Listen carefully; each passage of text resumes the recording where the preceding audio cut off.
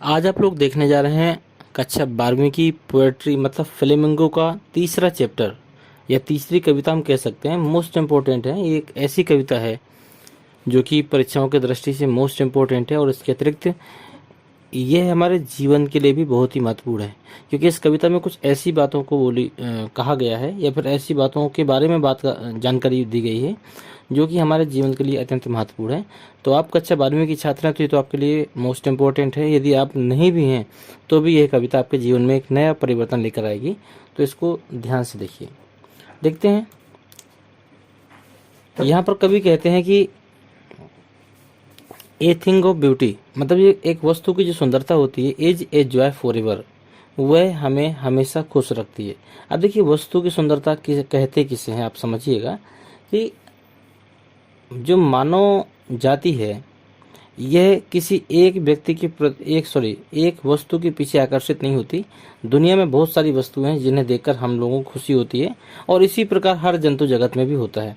हो सकता है हम किसी प्राकृतिक चीज की तरफ ज़्यादा आकर्षित होते हों, हो सकता है हमारा आकर्षण किसी मनुष्य की तरफ हो, व्यक्तिगत विशेष की तरफ हो, किसी बच्चों की तरफ हो, फूलों की तरफ हो, पशु पक्षियों की तरफ हो। तो मतलब जिस वस्तु को देखकर हमें खुशी मिलती है, वह जो वस्तु होती है वह हमारे जीवन में हमेशा आनंद की प्राप्ति कराती है।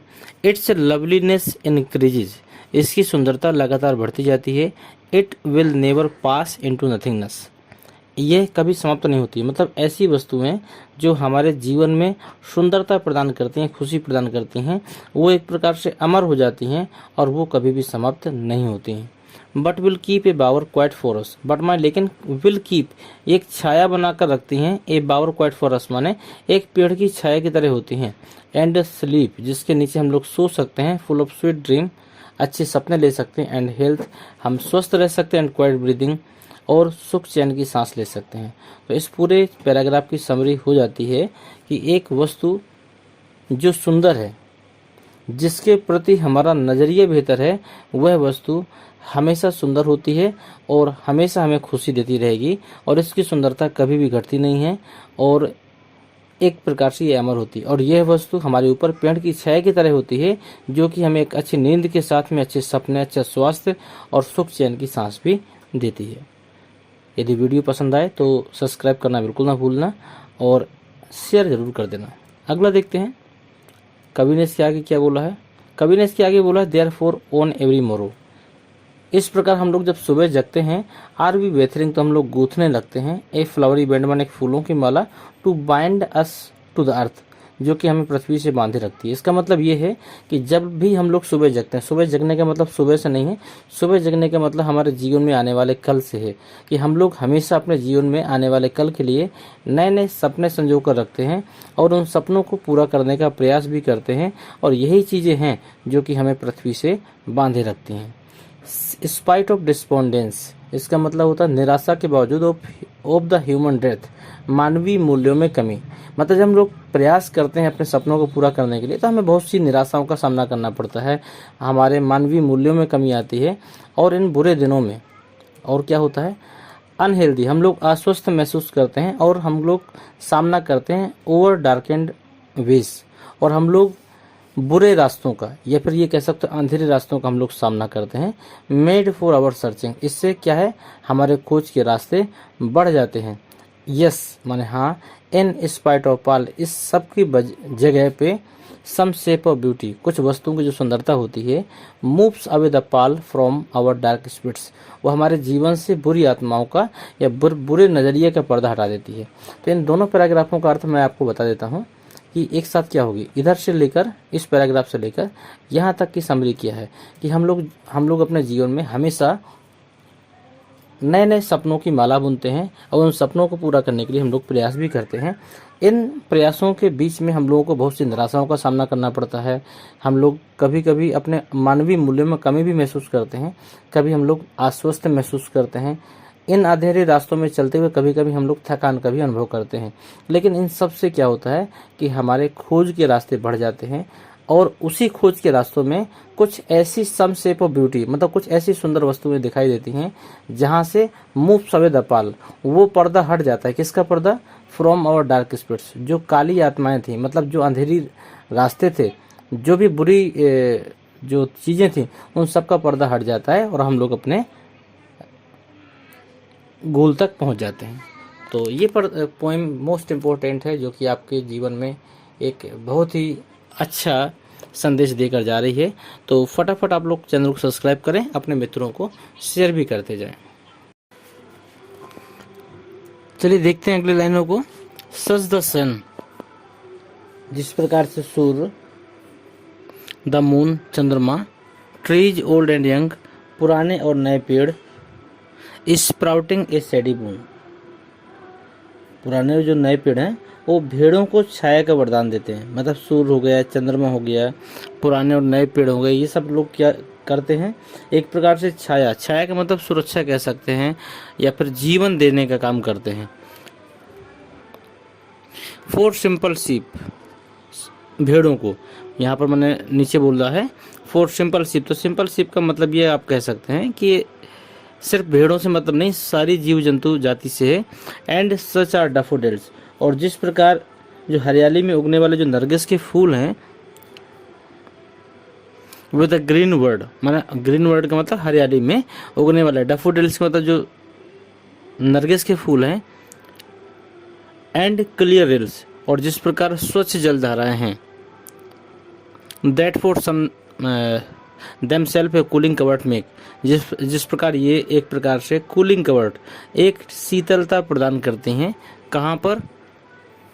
जाइंट द हॉट सीजन, भयंकर गर्म मौसम में। तो फिर से इसको सुनिएगा शुरुआत से। सच द सन, जिस प्रकार से सूर्य, द मून चंद्रमा, ट्रीज ओल्ड पुराने पेड़, एंड यंग नए पेड़, स्प्राउटिंग ए सैडी बून छाया का वरदान देते हैं। फोर सिंपल शीप माने साधारण भेड़ों को, तो साधारण भेड़ों का मतलब पूरी जंतु जगत से है, सभी जंतु जगत को ये लोग छाया का वरदान देते हैं। And such are daffodils with a green world they live in, जिस प्रकार हरे भरे संसार में कौन रहते हैं? नरगिस के फूल रहते हैं।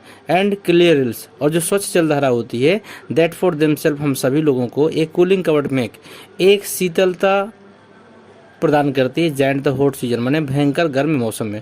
तो आप इसका मतलब समझ गए होंगे कि जिस प्रकार चंद्रमा, सूरज, नए और पुराने पेड़ हम सब जीव जगत वासियों को छाया का वरदान देते हैं, जिस प्रकार हरे भरे संसार में या हरियाली में उगे हुए डैफोडिल्स के जो पुष्प हैं वो हमको खुशी प्रदान करते हैं, और जिस प्रकार क्लियर रिल्स स्वच्छ जलधाराएं हैं वो हम सभी लोगों को भयंकर गर्म मौसम में एक कूलिंग कवर्ड, एक ठंडक भरा स्थान प्रदान करती हैं। तो ये सब चीज़ें क्या है, कहीं ना कहीं हम लोगों के लिए एक थिंग ऑफ ब्यूटी बन जाती हैं, जिन्हें देखकर हम लोगों के मन में कहीं ना कहीं खुशी आती है, हम लोग खुश हो जाते हैं। आगे देखिएगा, ये लास्ट पैराग्राफ है। द मिड फॉरेस्ट ब्रेक, जिस प्रकार बीच रेगिस्तान को फोड़कर या फिर बीच जंगलों को फोड़कर, rich with a sprinkling of fair musk rose bloom, जिस प्रकार जो ये फर्न के पौधों से निकला हुआ जो लाल और गुलाबी कलर का जो पुष्प होता है वो एक खूबसूरती प्रदान करता है, कहीं ना कहीं खुशी प्रदान करता है। उसी प्रकार are such too is the grandeur of the dooms, इसी प्रकार हमारे बीच में जो महान आत्माओं का अंत हो गया है। महान आत्माओं का अंत का मतलब जो हमारे बीच में महापुरुष थे जो कि आज की डेट में नहीं रहे। We have imagined for the mighty, जो अब मर चुके हैं या फिर जो अब गुजर चुके हैं। आर लवली टेल्स, उनकी जो प्यारी प्यारी कहानियाँ हैं। दैट वी हैव हियर्ड और रीड, जिसे हम लोग या तो पढ़ते हैं या फिर हम लोग सुनते हैं। एन एंडलेस, ये अंतहीन होती हैं। अंतहीन कैसी? अंतहीन फव्वारे की तरह, फाउंटेन भी लिखा है। ऑफ इमोर्टल ड्रिंक, जहाँ से लगातार इमोर्टल अमृत की स्याही का फव्वारा चलता रहता है। पावरिंग माने उड़ेल देती हैं। अनटू अस, वैसे अनटू की जगह पे इनटू होना चाहिए, लेकिन ठीक है जो भी है। Unto us for from the heaven brink, जो हमारे ऊपर स्वर्ग की स्याही को उड़ेल देती हैं। तो इसका मतलब आप लोग समझ सकते हैं कि जिस प्रकार बीच जंगल में या रेगिस्तान में उगने वाला फरने का पौधा से उगने वाला या फिर फरने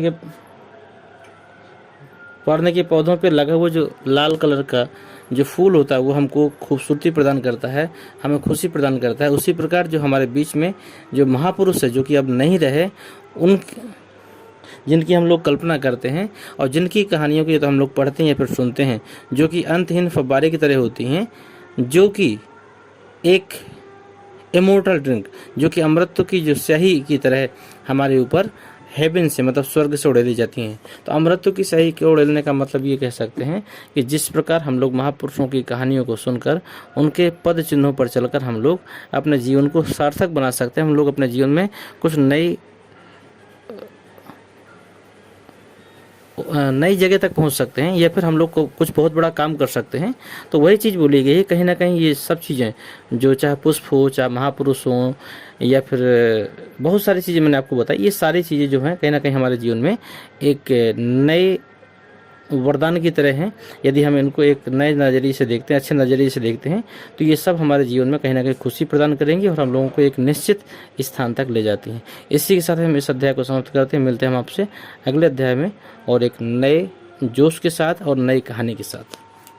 इसी के साथ हम आपसे एक बात ज़रूर बोलेंगे, यदि आपको बेहतर लगी हुई स्टोरी तो आप फटाफट इसको लाइक करें, सब्सक्राइब करें और सभी दोस्तों को शेयर भी करें।